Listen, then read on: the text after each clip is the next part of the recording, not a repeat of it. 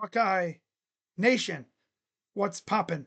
Crazy Dog coming at you once again on the Buckin' Crazy YouTube channel with my Ohio State Buckeyes UCLA Bruins Week 12 game recap as the Buckeyes went out in front of 100,000+ people at the Horseshoe at night, and they took care of business against a really bad UCLA Bruins team, missing their starting quarterback, of course, Nico Iamaleava.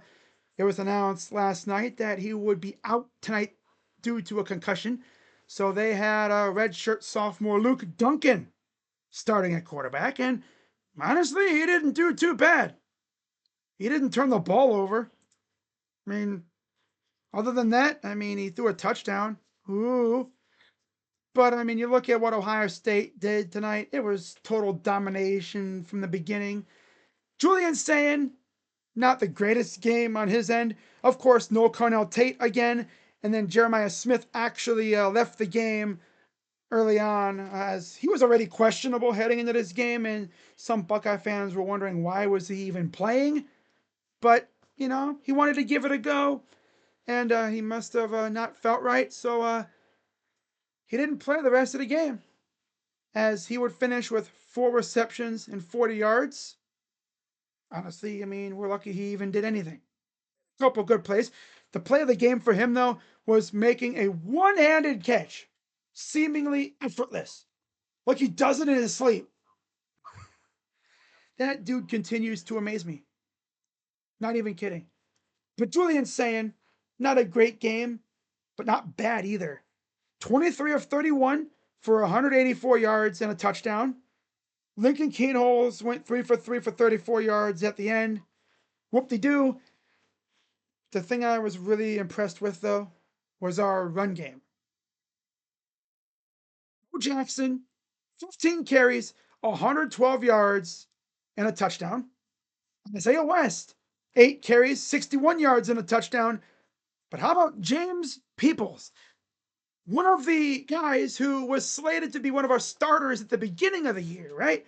He was looked at as running back 1 before the season started, along with CJ Donaldson. He goes out there, 6 carries, 42 yards, and 2 touchdowns, including a hurdle. Yeah, the dude went out there and jumped over a guy, completely cleared him, and then was able to cut up field before going out of bounds and scoring. And yeah, a lot of guys probably wouldn't have been able to stop themselves from going out of bounds, but he did, because he hurdled a guy, landed in bounds, of course, was able to keep balanced enough to cut up field along the sideline and get in the end zone. That, along with Jeremiah Smith's catch, 2 of the best plays of the game right there. For real. Get came out of James. 2 touchdowns, including the final touchdown of the game. Ennis had 1 carry for 5 yards. Lincoln had 1 for 3, and then Julian had 2 for -1. So, not much there. Through the air, Mylan Graham finally got a chance. 3 receptions, 40 yards. Jeremiah, of course, 4 for 40. Brendan Ennis, 6 receptions, 30 yards. Yeah, he was busy today or tonight. Bryson Rogers finally gets a chance to do something, and he took advantage of it. 2 receptions, 27 yards, and a touchdown. Max Clare, 5 for 26. Nate Roberts, 2 for 24. Quincy Porter, 1 catch for 14 yards. Isaiah West, 2 for 12. And James Peoples had 1 catch for 5 yards. And our defense, well, they really didn't do much. They had a rare game where they had 0 sacks. Yeah. So got to give credit to UCLA's O-line. They were able to keep our ravenous pass rushers off of Luke Duncan. Something that Tennessee couldn't do to Nico. But how about this? The highlight of the game. I know this highlight was even bigger than Jeremiah's catch and James Peoples' hurdle. But it's also the situation when this happened, right? because they just scored. Okay? They just got on the board. What do? For the first time since Jordan Hall, I believe, in 2010, we had a kick return touchdown. Yeah. Quasi Gilmore scored for UCLA to make it 34-7, right? And then right after that, Lorenzo Styles takes the ensuing kickoff to the crib. And one thing about Lorenzo is Buckeye fans have definitely they've had a love-hate relationship with him a little bit, he hasn't been the best player, but he's showed up when his number's been called. He doesn't get bossed around as much anymore on defense. I will say that for a fact. He's been much better, greatly improved as a player. And then he goes out there and gets the first kick return touchdown in what, 15 some years? Freaking crazy, isn't it? Wow. Didn't realize it's been that long. I thought it was longer. I could have sworn the last time we had a kick return touchdown was Ted Ginn. But no, Jordan Hall, I believe. Freaking nuts. But anyways, let's get into my post-game observations. Number one, running game showed out tonight. The running game has been kind of lackluster this year. Obviously, our starting running backs haven't really looked that good. James Peoples has essentially been demoted to like running back 3, low key. And then CJ Donaldson, he's kind of been more of a short yardage back. I guess he didn't play tonight because we got inside the red zone, inside the 5, and we didn't see him out there. He was questionable heading into this game, so yeah, he didn't play, and that gave a chance to some of the other running backs to show what they can do. And boy, did they take advantage of it. We finally got to see Bo Jackson get in the end zone. Same thing with Isaiah West. So that's good to see. But yeah, running game showed out. 33 carries, 222 rushing yards, led by Bo Jackson, who had 15 carries for 112 yards and a touchdown. Very impressive showing by the running backs tonight, for sure. I know Coach Locke's going to have a lot of good things to say about their game on film. Number 2, messy game from Julian, and that's saying something. He's been very efficient all year, and yeah, 23 of 31. It's messy, but it's still good. That's what's crazy. A lot of things he could fix. Of course, no Carnell, no Jeremiah. He had to throw to some dudes that he hasn't really thrown too much this year. So, expected kind of a difference in wavelength. They weren't connected. But hey, that's what film is for, right? Get back in the lab and work on some things, and we'll see if Jeremiah and Carnell play next week against Rutgers in the final home game of the year. It's freaking nuts, man. It's already the final home game of the year next week. Then we got the game, and then National Signing Day, and then bowl season starts. I can already smell it. It smells delicious. As a college football fan in general, I love bowl season. Number 3, we got a kickoff return touchdown. Enough said. And number 4, of course, the best thing about being 10-0, the opportunity to go 11-0 against Rutgers next week. Again, if you're curious, how has Rutgers been this year? They've been just kind of classic Rutgers. They're 5-5 overall, so they're fighting for bowl eligibility, but they're 2-5 in the conference.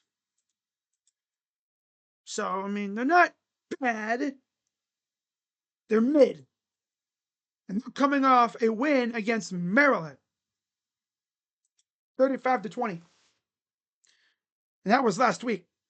So they had a bye this week. So they've had 2 weeks to prepare for us.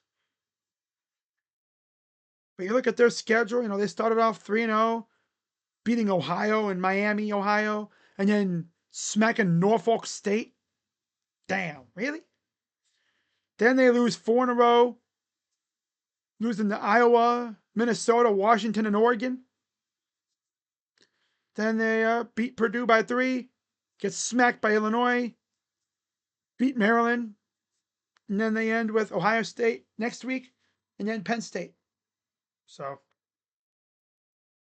rough end of the season. They might honestly not reach bowl eligibility. That'll be tough. But you know how Greg Schiano is going to be. He's going to have those guys playing extra hard. He used to be our D coordinator, of course. I'm sure he still doesn't like us. He always seems to have his team playing like a bunch of tryhards when they face us, no matter what their record is. They always play hard against us. They're always a tough team to beat ever since he went back there. So it's going to be a fun game. I'm excited. Now, my MVP for this game has to be Lorenzo Styles because he broke the Buckeyes kickoff return touchdown drought. It's been so damn long since we've had a kickoff return touchdown. And of all people to get it, it's him. He deserves it. He really does. That's huge for him up here. Because getting scrutinized by the Buckeye fan base, that's tough. It can do a number to you. I consider Buckeye fans like Yankee fans of college football. They will criticize the coaches and the players. But if any players watching this, we criticize you. It's football, it's sports, If you think this is bad, wait until you get to the pros. But if any players watching this, which, hi, how you doing? But just know that, yeah, we're criticizing you, but deep down, we're doing it because we love you. We want to see you ball, right? We know you can be better. When you're out there stinking it up, we demand greatness out of you. We know you can be better. The standard here is up here, right? We don't want no freaking mid garbage. No. You come here, you play at Ohio State, you need to ball the hell out. Yeah, everyone has bad games. We're human. But we demand the best out of these guys. I think the players know that. The fans love them, deep down. We see you in person. We say, yeah, that was a bad game, man. Get them next week. But we're not lunatics. Although there is a select faction of the fan base that we call the lunatic fringe. They take it a whole nother level. Us fans, we're chill. So yeah. Shout out to Lorenzo Styles. I know he's going to have a good night's sleep tonight. He's going to be watching that highlight of him returning that kick probably all week. Maybe even the rest of the year for sure. When he's got free time, he'll pop on that highlight and be like, damn, I really did that. That's crazy. Of all people, it was him. So that's going to wrap it up for this one, guys. And as always, be sure to hit the like button, subscribe, hit the bell, and we'll see if we get any more booms this weekend. We've been getting teased about possibly another one coming soon, so we'll see. Heck, by the time I'm done filming this video, we might have another commitment to talk about. Eli Johnson committed before the game. What about a post-game boom, huh? That'll be nice. If anything, I expect one maybe tomorrow, because that's when the official visitors from the class of 2026, that's when they wrap up their visit, and I expect if they do want to commit, they do it tomorrow. So, if anything happens, I'll be right here. You already know. But with that being said, guys, I'm Crazy Dog coming at you on the Buckin' Crazy YouTube channel. Let's go Bucks. OH. I'm out. Bye-bye. Yeah. Oh, yeah. OH, yeah.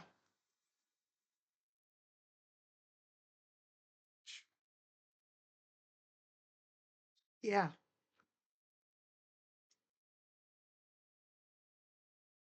Wow.